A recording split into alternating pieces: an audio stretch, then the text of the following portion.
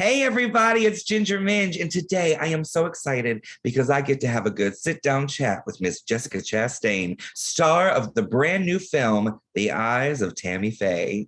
You are absolutely stunning. That long red hair, you look like Ariel, and I look like Ursula the Sea Witch. This is a good way to start. Not true. Don't say that. Oh my goodness, there's so much I want to say. How are you, first of all? I'm good. I'm a little tired, but I'm super happy to finally get this movie out there. Yeah, how long has the process been? Well, it was about 2012 that I saw the documentary and was so blown away by the true story of Tammy that that's when I got the rights to it and started my journey of like studying her to make the film. Well, hello, everybody. Hi, Tammy. Your Tammy Faye blows even Tammy Faye out of the water. You are so transcendent in this movie. You are brilliant. Oh, thank you. And you are welcome. I don't say that for a thank you because that is just the truth and it needs to be said. Now, one of the big things about Tammy, of course, one of the most identifiable things is the way that she looks and the makeup that she wore.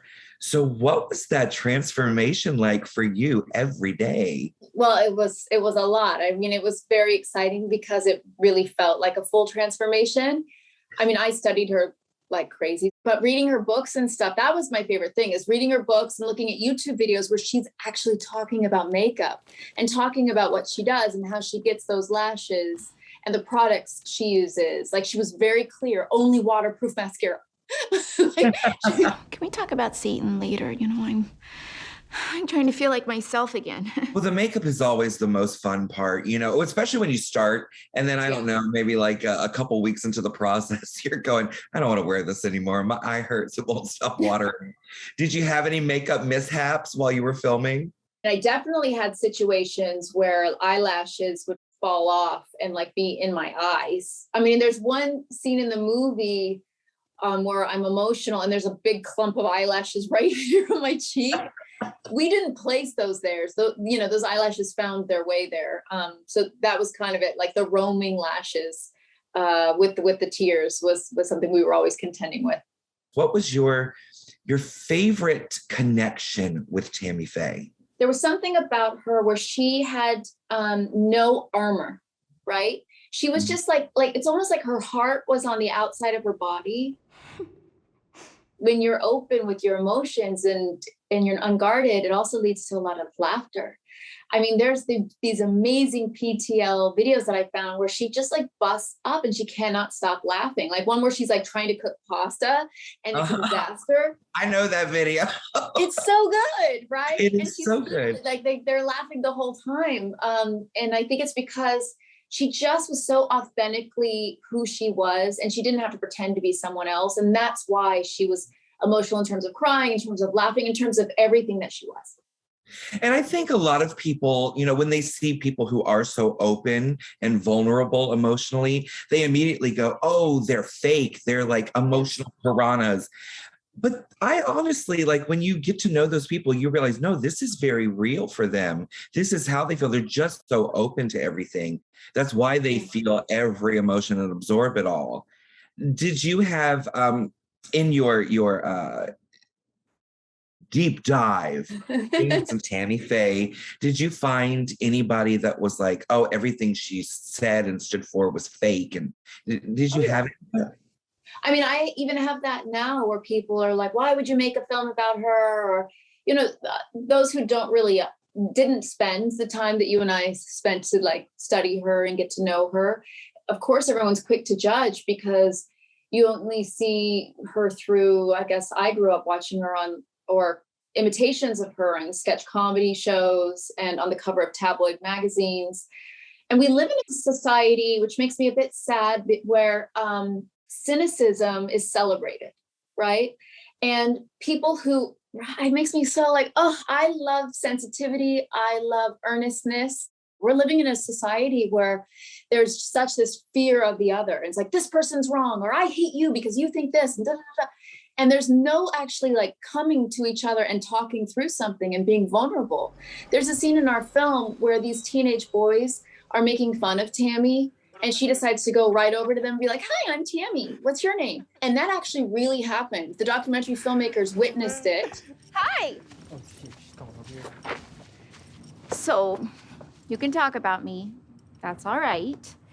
But, you know, you got to shake my hand and you got to say hi first. And at the end of the conversation, these boys loved her. And Tammy had a realization that meanness comes from personal pain. So sometimes the hate of the other, or like, you know, a boundary, is because that person has sadness inside of them. And she was willing to be vulnerable and go to them, even if they were making fun of her, and saying, I see you and I love you. And that's how she healed people. It creates joy. And that person who had the hurt or felt invisible or unseen, you're healing them. And then you're healing. I mean, that's really how we all get together at the end of the day, right? And connect. Yeah. Well, and one thing that I've always admired you so much for is your advocacy for mental health. Like we need to talk about it. We need to reduce the stigma. And I think that the communication is really the key to doing all of that. So I applaud you for everything you've done for that. I really, when I tell you I'm a fan, I am such a fan. Oh, really? I'm a fan of yours. Oh, you're a liar and I love you. I was told that we were going to talk today. Well, but I also want to say, like, when everybody in the world was kind of against the LGBTQIA plus community, particularly, you know, people who were living with HIV and AIDS, Tammy did the very unpopular thing at the time and embraced our community, that community, and tried to heal and make everybody feel heard and loved. Was that something that you really connected with Tammy? Absolutely. I mean, when I saw the documentary and I saw that Steve Peters interview, that interview of him and Tammy, I'm convinced saved lives. Because not only did she say, we as mom and dads need to love through anything, and that's the way with Jesus, she's telling everyone watching her on TV, if your children are, you know, different from you, put your arms around them and you love them, because that's the way with Jesus.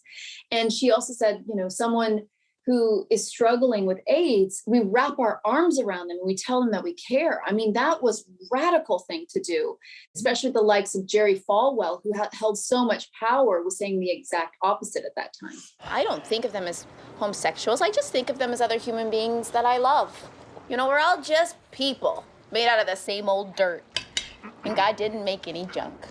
All the people that have said over the years, oh, she's so fake, she's so fake. If she was so fake and doing this for her own personal gain, why would she open her heart to the community that the rest of the world is saying it's okay to shun?